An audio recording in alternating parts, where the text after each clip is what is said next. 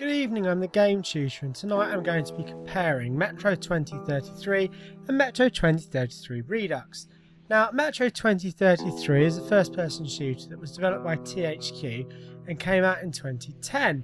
Now, it was relatively successful and spawned a sequel, Metro Last Light, and now just come out is Metro Redux.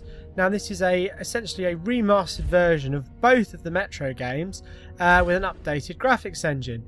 One of the also big differences is that they have used the kind of gameplay additions that were found in Metro Last Light and put them into Metro 2033.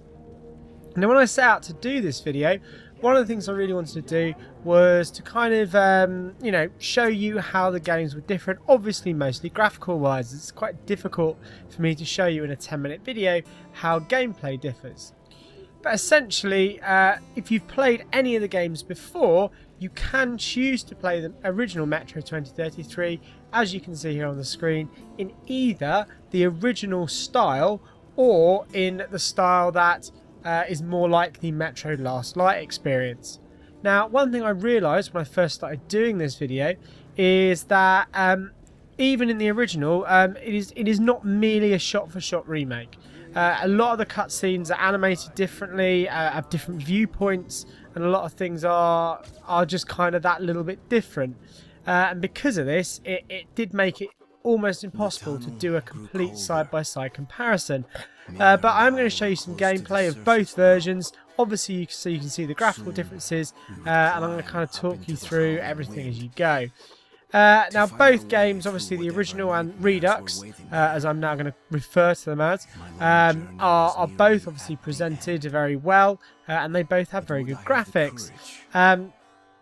One of the key differences, obviously, in the design of the more up-to-date one is obviously the support for better graphical hardware and how things do generally look better. Here we can see this first section where you're climbing up the ladder is genuinely quite shot-for-shot similar. We've got Metro 2033 Redux on the left and the original on the right. And you can see generally that the textures are more smooth and generally everything just looks a lot nicer. As you can see, they don't join together perfectly because they're not quite the same, but it is pretty close in terms of how it all looks and how it all works. So what we're going to do now is we're going to just show you some stuff from both versions, just to kind of give you an idea.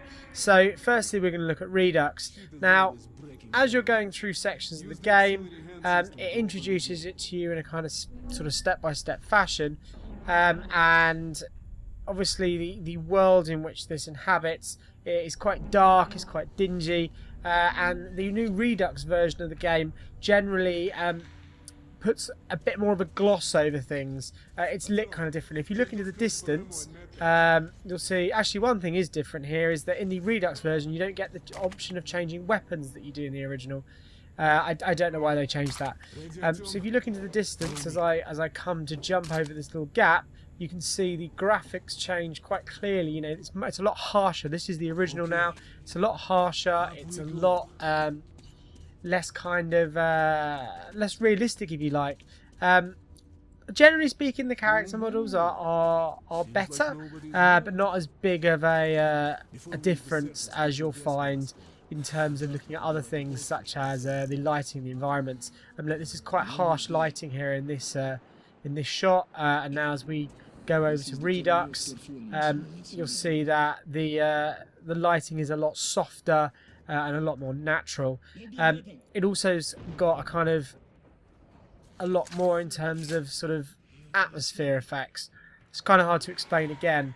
I also found the HUD is a lot less offensive. The gas mask sort of crack effect is a lot less offensive in the Redux version. Now, in terms of computers, the new Redux versions are nicely programmed, and if the original played well on your PC and Last Light played well on your PC, then Redux of both versions will genuinely play quite well on your PC.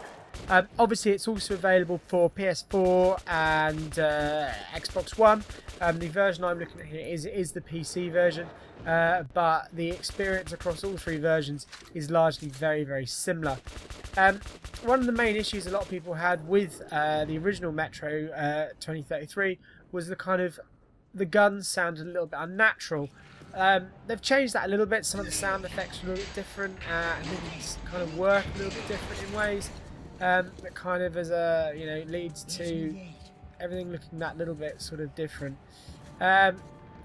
So here we're going out into the world to sort of get an idea of how everything's fit together. In terms of the general kind of overlook of how things look, it is very, very similar in both versions. You're not going to be seeing a massive, huge amount of difference as you're looking sort of into those different sections. One thing I did notice was that, and you'll see this in a minute when it comes up to the cutscene, is that in the newer versions, in Redux, the cutscenes all tend to be told from a first-person perspective, whereas in the original, cutscenes are generally told third-person and are a lot more cinematic in terms of their style. Here we go to Redux now. As you can see, this is the cinematic version of the cutscene. In the original one, the cutscene was obviously told from a third-person perspective. It was a lot more like a cinematic cutscene, so that is one quite large change. Here we obviously get, next part goes into the Stampede section, where we can just get a bit of an idea of the kind of differences of how the game looks. Generally speaking, this scene plays out very much the same. Obviously it's pre-designed in order that you fail this section so that it goes into the 8 years previous cutscene that leads you up to this point. Here obviously I'm aggroing some mobs just to get through this scene quicker. Generally speaking, things like ammo and weapon placement, apart from, as I said, that section at the beginning is generally as pretty similar to what I've seen before.